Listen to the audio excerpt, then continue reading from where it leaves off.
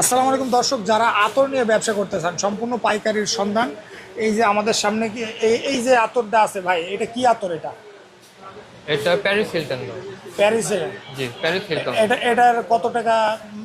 100 গ্রাম কত টাকা? 100 গ্রাম 1700 টাকা ভাই। 1700 টাকা। জি। ওকে, তারপরে ভাই উদ আল্লাইন।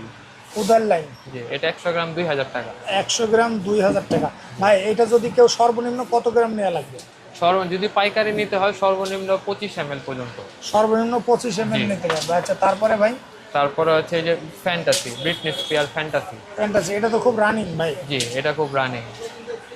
এটা এটা কত? এটা হলো 1800 টাকা 100 ml।